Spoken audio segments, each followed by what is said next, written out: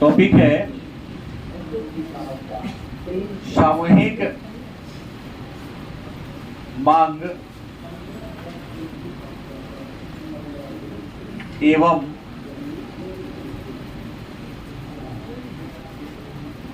सामूहिक पूर्ति से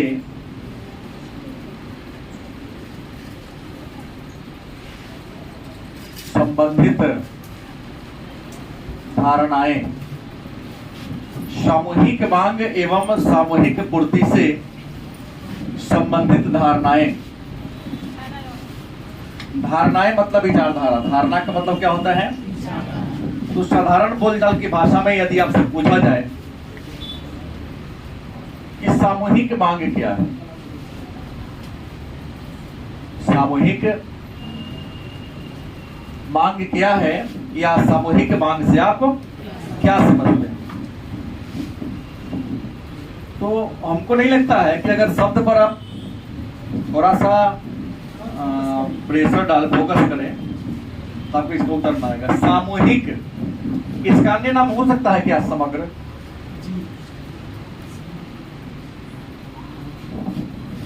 नहीं हो सकता है। सामूहिक कहिए तब चाहे समग्र कहिए तब, दोनों में कोई डिफरेंस नहीं। सामूहिक मांग मतलब सबका मांग। समग्र मांग मतलब किसी अर्थव्यवस्था में या किसी देश में जितने भी लोग हैं, क्या राजू, किसी देश में जितने भी लोग हैं, चाहे वो अमीर हो या गरीब हो, हायर क्लास के लोग हो या लोअर क्लास के लोग हो, मतलब किसी देश में उस देश के निवासियों के द्वारा अपने निश्चित आय से जितनी वस्तु या सेवा की मांग करता है, उन सबके मांग को सम्मिलित रूप से सामूहिक मांग है। किसी देश में, किसी अर्थव्यवस्था में जितने भी लोग रहते हैं, सब कुछ न कुछ तो अर्न करता है, सब कुछ न कुछ तो कमाता है। गलत सही? तो अपने आय के अनुसार सभी आदमी कुछ न कुछ तो क्या करता होगा? वस्तु का डिमांड करता होगा, सेवा का डिमांड करता होगा कि नहीं करता होगा? अरे भाई, आप छात्र हैं, आप कुछ नहीं कमाते हैं, अपने पिताजी के द्वारा दिए गए पैसे पर जीते हैं, तो आप यदा कदा अपने पॉकेट के हिसाब से समोसा खा लेते हैं। तो ज्यादा कमाता उसे रसगुल्ला खाता होगा, उससे ज्यादा कमाता होगा उससे बढ़िया किस्म का मिठाई खाता होगा। डिमांड तो सब करता होगा। या कोई 10 खाता है, तुम्हारे पास पैसा कम है, तुम एक खाते हो, खाते तो हो। तो देश में जितने भी लोग हैं, चाहे उनका इनकम लेवल जो हो, आय जो हो, सभी के द्वारा जितने भी वस्तु या सेवा का डिमांड किया जाता है, उन सभी के सम्मिलित रूप को हम क्या कहेंगे? सामूहिक मांग या समग्र मांग के नाम से। अब मन में एक प्रश्न होगा कि सामूहिक मांग की धारणा का विकास कब हुआ, या इसके धारणा के विकास के पीछे रीजन क्या है? तो कहता है अर्थशास्त्र में प्रतिष्ठित सिद्धांत, मतलब जितने भी प्राचीन अर्थशास्त्री हैं, उनके द्वारा दिए गए सिद्धांत को हम प्रतिष्ठित सिद्धांत के नाम से, और प्रतिष्ठित सिद्धांत में आता है नाम एडम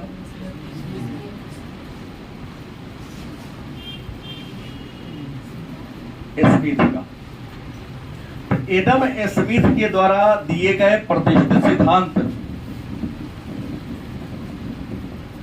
और एक विद्वान है, नाम है जे बी से, इन्होंने बाजार का नियम दिया था।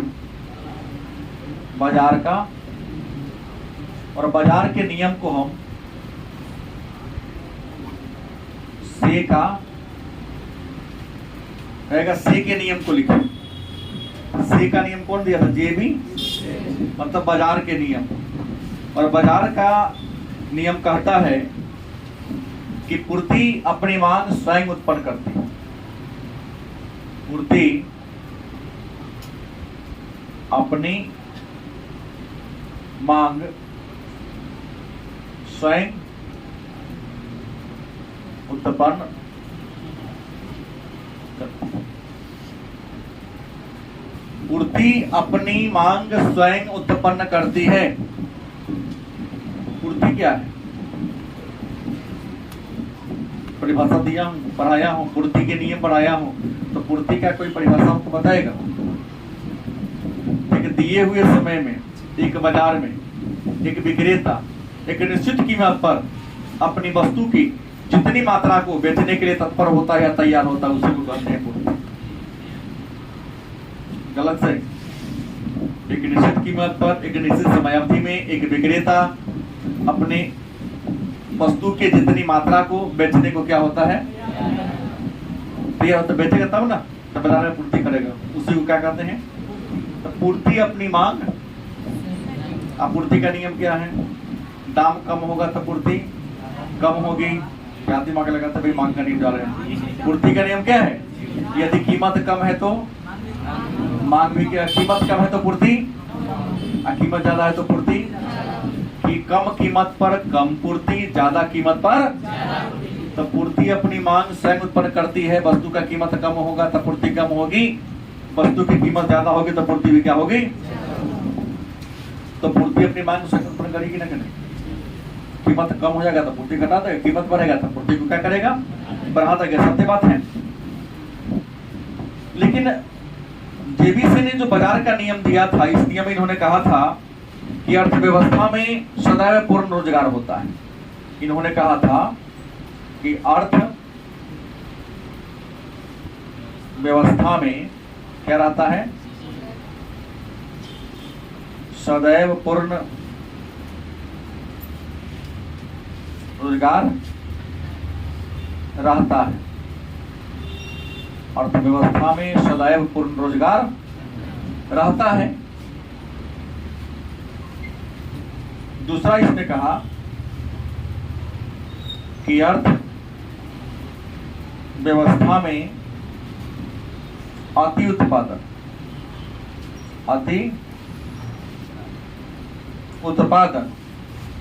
अथवा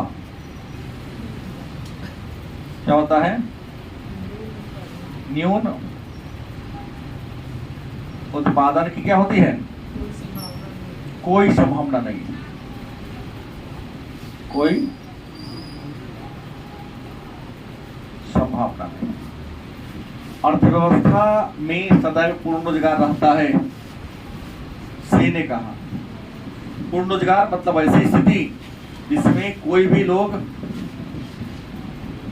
निकम्मा न बैठा हो, सबको उसके सामर्थ्य के अनुसार क्या मिलता हो? काम मिला हो, उस कंडीशन को क्या कहेंगे? तो अर्थव्यवस्था में सदैव क्या रहती है? पूर्ण रोजगार।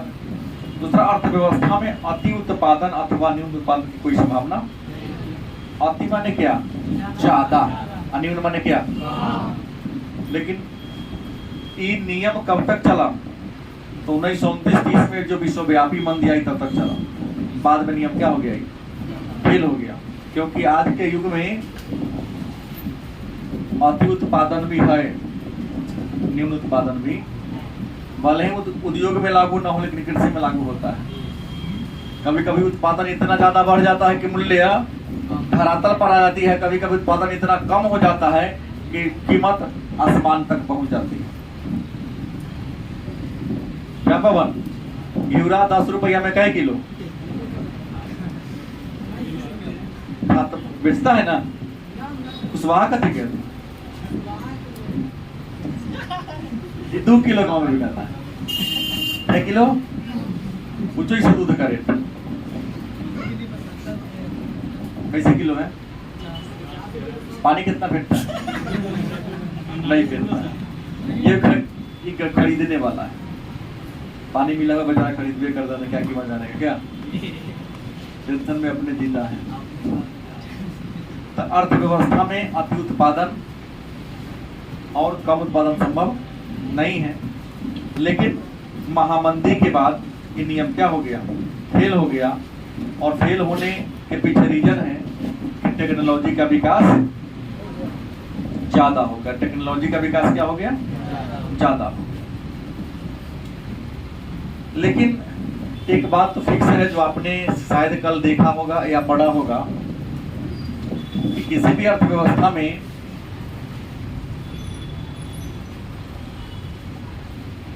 एक व्यक्ति का व्यय दूसरे व्यक्ति का क्या होता है? आय होता है। लाइन को समझने में दिक्कत नहीं होनी चाहिए। एक अर्थव्यवस्था में एक व्यक्ति का क्या होता है? जो व्यय होता है, व्यय माने वो दूसरे व्यक्ति का क्या होता है? जैसे हमारी आय कितनी है ये आप सबके पिताजी के व्यय पर निर्भर करता है कि आपके पिताजी अपनी आमदनी में जो हिस्सा हमको दिए उसके अलावा कोई हमारी इनकम है नहीं, वही हमारी आय है। आपके पिताजी का व्यय तुम्हारा व्यय थोड़ी नहीं हो, तुम्हारे पिताजी का व्यय हमारी आय के क्या है? बात गलत सही? क्यों? बाजार में जाते हैं, जो ग्राहक पैसा देगा उन्हें दुकानदार की आमदनी होगी, तो उससे ज्यादा हो जाएगा? नहीं ना होगा। इसलिए कहा कि एक आदमी का व्यय, किसी कारखाना में बहुत सारे लेबर काम कर रहे हैं, तो कारखाना के मालिक जितना रुपया खर्चा करेगा लेबर पर, मजदूरी पर, उसका खर्च उस मजदूरी के बराबर होगा कि नहीं होगा? मजदूरी के बराबर। ये बात तो ठीक ठाक है। एक बात तो जाने कि समग्र मांग या सामूहिक मांग क्या है, जान गए कि नहीं जाने? कि अर्थव्यवस्था में जितने भी लोग हैं उनका आय का लेवल जो भी हो, सब कुछ न कुछ वस्तु का क्या करता है? डिमांड करता है। तो उन सबके डिमांड को अगर आपस में क्या कर दिया जाए? जोड़ दिया जाए तो क्या कहलाएगा? समग्र मांग।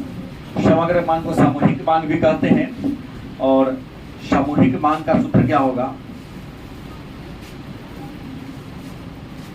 सामूहिक मांग का फॉर्मूला अगर कहेंगे तो उपभोग व्यय प्लस निवेश।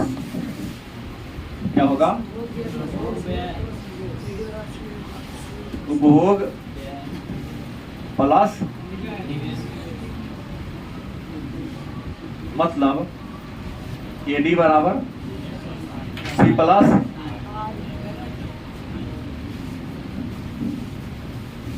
सामूहिक मांग अथवा समग्र मांग, मतलब एग्रीगेट डिमांड।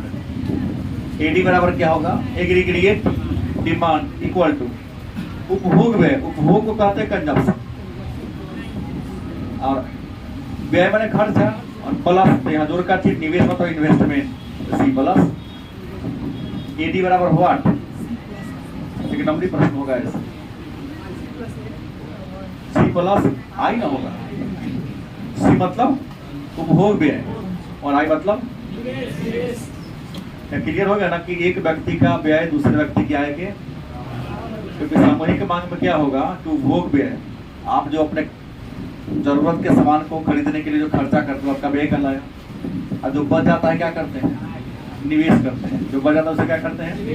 अरे ब्याज पर लगाओ, बिजनेस में लगाओ या तो बैंक में रखो। गलत कि सही? कहाँ भी लगाओगे तो क्या कहलाएगा? तो आपके उपभोग को जोड़ दिया जाए, खर्चा को जोड़ दिया जाए और आपके बैंक बैलेंस को जोड़ दिया जाए तो आपका इनकम पता चल जाएगा। तो ही आपका व्यय दूसरे का क्या होता है?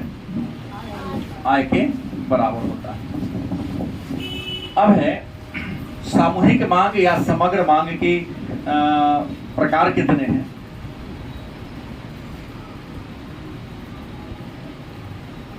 सामूहिक मांग या समग्र मांग के कितने रूप हैं? वर्ग हैं दो, यहां लिखा हूं मैं। पहला क्या कहा? उपभोग व्यय, और दूसरा में क्या होगा? निवेश मांग।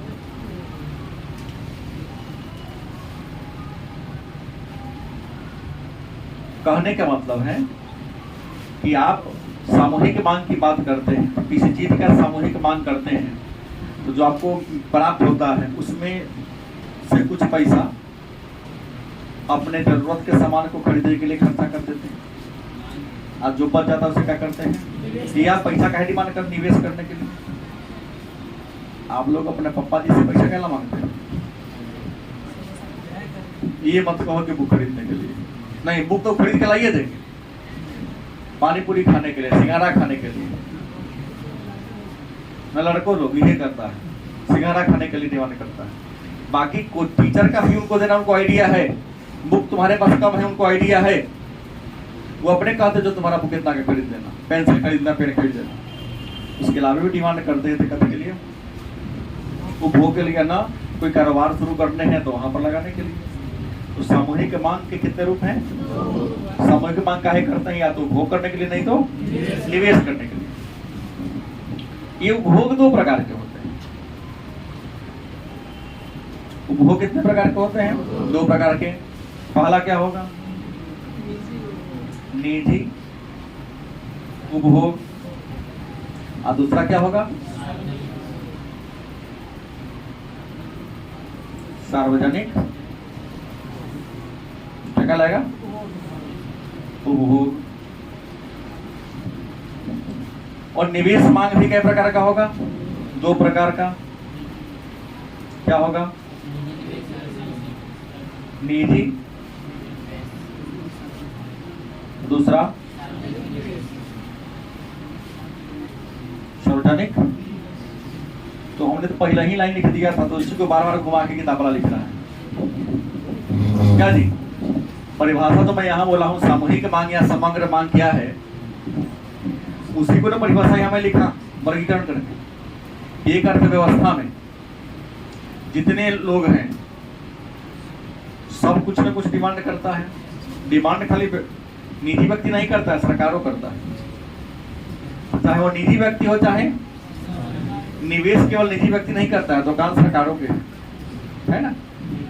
तो सरकार का निवेश, निजी व्यक्ति का निवेश अगर सबको क्या कर दिया जाए, जोड़ दिया जाए, तो वही क्या होगा? क्या सरकार भी डिमांड करती है, लोग भी डिमांड करते हैं, लेकिन निश्चित अवधि में सरकार के द्वारा किए गए डिमांड और आम आदमी के द्वारा किए गए डिमांड को आपस में क्या कर दो आप, जोड़ दो, तो क्या कहलाएगा? समग्र मांग या सामूहिक मांग कहलाएगा। इसका फॉर्मूला हम लोगों ने क्या कर लिया? लिख लिया। कोई दिक्कत? अब सवाल है, तो सामूहिक मांग के निर्धारक तत्व कौन कौन है?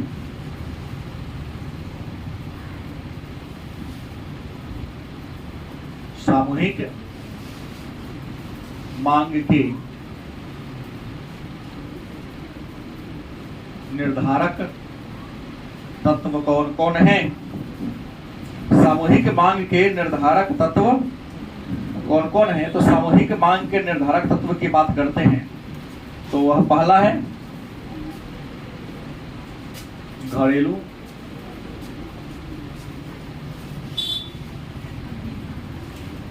क्षेत्र में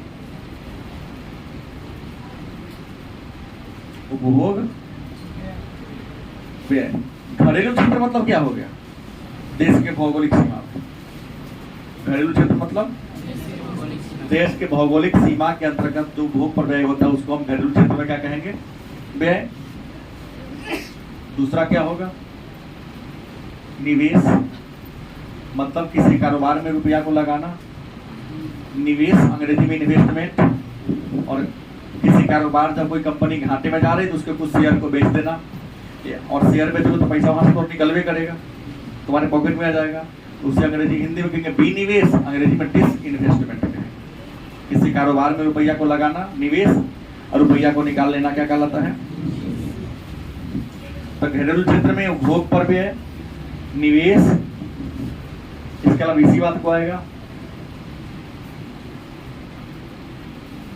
सरकारी उपभोग व्यय, और चौथा क्या होगा? शुद्ध निर्यात। क्या होगा? शुद्ध निर्यात।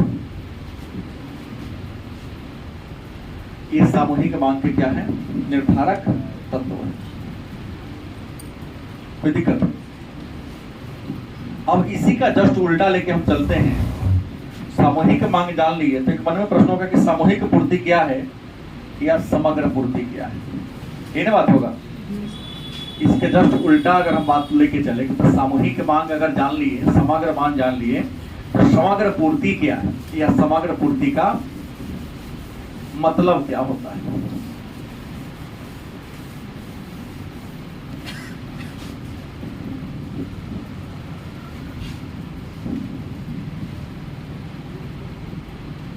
सामूहिक पूर्ति या समग्र पूर्ति। तो सामूहिक पूर्ति क्या है या समग्र पूर्ति क्या है? तो बड़ी आसान परिभाषा 10 इसके विरुद्ध में आ जाएगा। एक अर्थव्यवस्था में किसी वस्तु के उत्पादन करने वाले अनेक होते हैं। निजी व्यक्ति भी होता है और सरकार भी होता है, छोटा कारखाना भी होता है और बड़ा कारखाना भी होता है। तो उन सबके द्वारा जिन वस्तु या सेवा का उत्पादन किया जाता है उनको सबको यदि क्या कर दिया जाए, जोड़ दिया जाए, तो सब क्या कहिएगा? किसी देश में या किसी अर्थव्यवस्था में जितने भी उत्पादक हैं, अगर वस्तु को उत्पादन करेगा तो किसी न किसी बाजार में ले जाकर बेचबे करेगा कि ना बेचेगा। किसी देश में जितने भी उत्पादक हैं, चाहे खेती बाड़ी से उत्पादन करता हो, चाहे कारखाना में करता हो, तो हर स्थिति में उस अपने द्वारा उत्पादित वस्तु को बाजार में ले जाके क्या करेगा कि नहीं बेचेगा? बेचेगा। तो कोई बहुत बड़े पैमाने पर वस्तु की आपूर्ति करेगा, कोई कम पैमाने पर करेगा, लेकिन करेगा तो अवश्य उन्हें सबको यदि क्या कर दिया जाए, जोड़ दिया जाए, नहीं उसी को हम क्या कहेंगे? सामूहिक पूर्ति के नाम से क्या करते हैं? सामूहिक पूर्ति के नाम से क्या करते हैं? जानते हैं। अब सवाल है, तो सामूहिक मांग और पूर्ति के बारे में जान गए, दो परिभाषा। एक नया प्रश्न आता है, उपभोग प्रवृत्ति क्या है? उपभोग प्रवृत्ति क्या है? नहीं, सामूहिक उपभोग प्रवृत्ति क्या? उपभोग माने किसी वस्तु को यूज करने का हर इंसान का अलग अलग नेचर होता है। गलत से एक बहुत बढ़िया वस्तु है, उसको कुछ लोग यूज नहीं करते हैं कि वो खराब है, उसका यूज वो क्या करता है? शराब खराब है, सिगरेट खराब है, मद्यपान क्या है, सब खराब है। इसलिए क्योंकि आप उसको नहीं लेते हैं, और जो इंसान लेता है उसके लिए क्या है? बहुत बुरा चीज है। तो कहता है, आय में वृद्धि होने पर उपभोग में कितनी वृद्धि होगी? कहता है, आय में क्या होने पर? वृद्धि होने पर उपभोग में कितनी वृद्धि होगी? या किस पर निर्भर करता है? नहीं, यह बचत पर निर्भर करता है, आय पर निर्भर नहीं करता। सीमांत उपभोग प्रवृत्ति क्या है?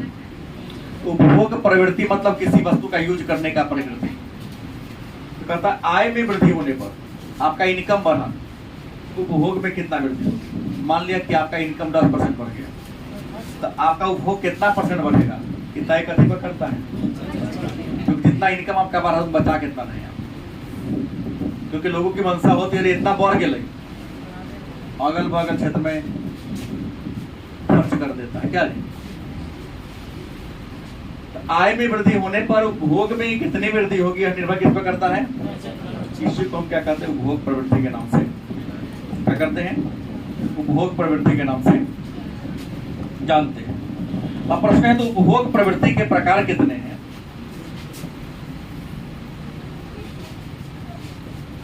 उपभोग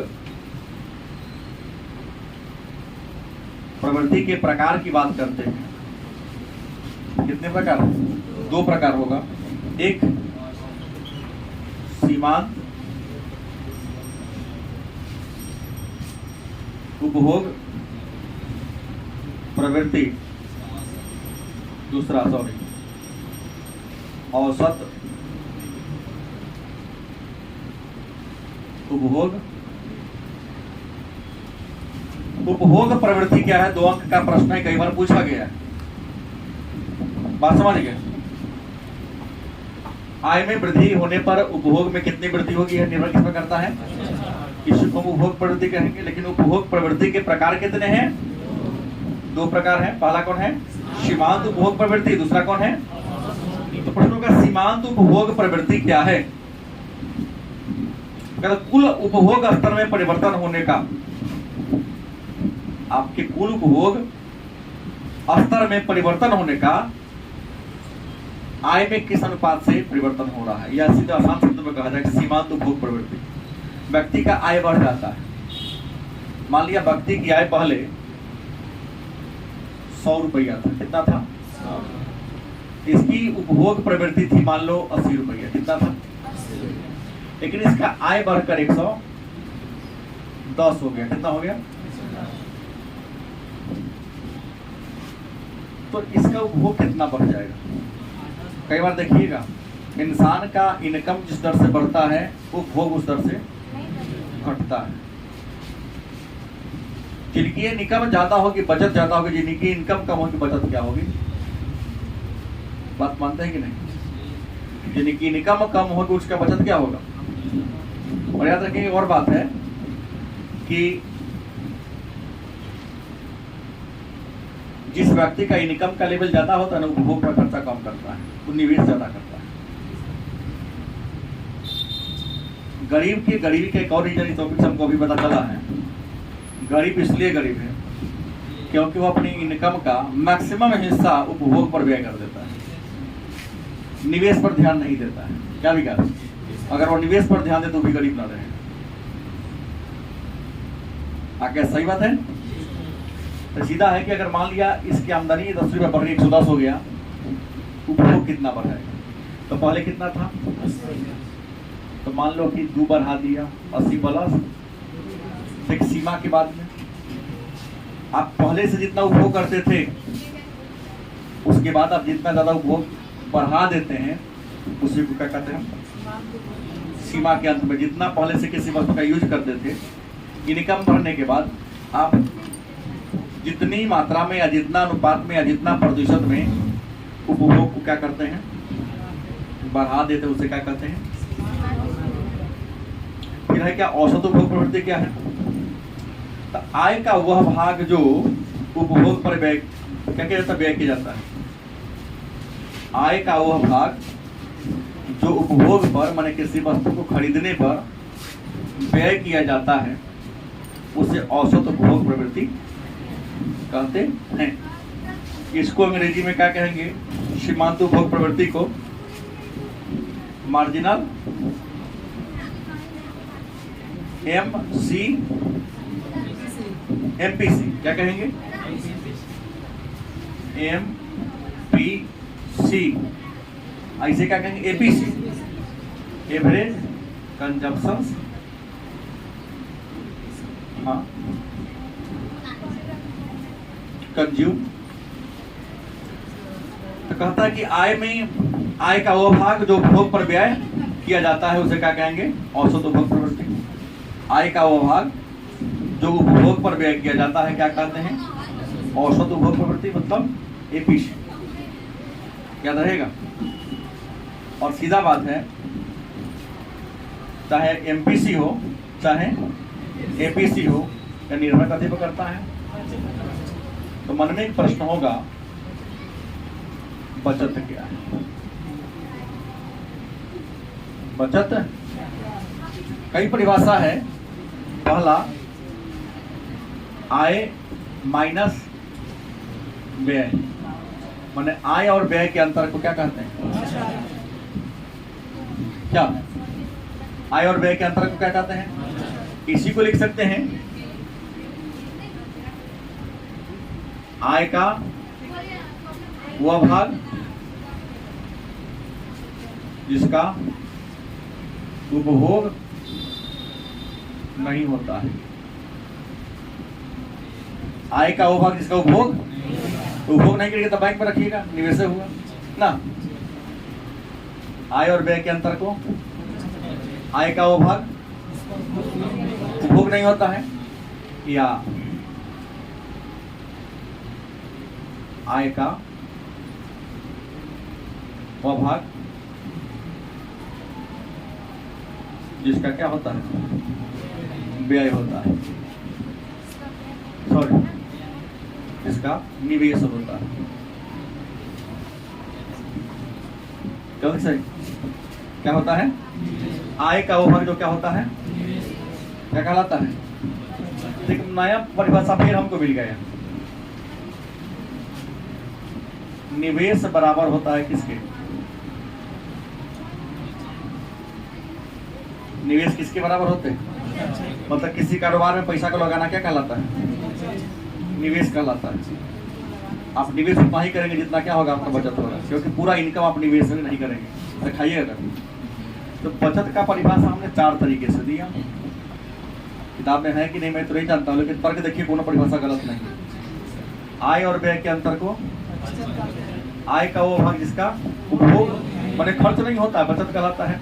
आय का वह भाग जिसका निवेश होता है किसी कारोबार में, तो निवेश इक्वल टू क्या हुआ? निवेश बराबर क्या हो गया? बचत। तो बचत का परिभाषा भी आप लोग क्या कर लिए, जान लिए। तो बचत की प्रवृत्ति कई गो है। तो अगर बचत प्रवृत्ति की बात करें तो बचत प्रवृत्ति भी कई प्रकार के होते हैं, 2 प्रकार के। एक सीमांत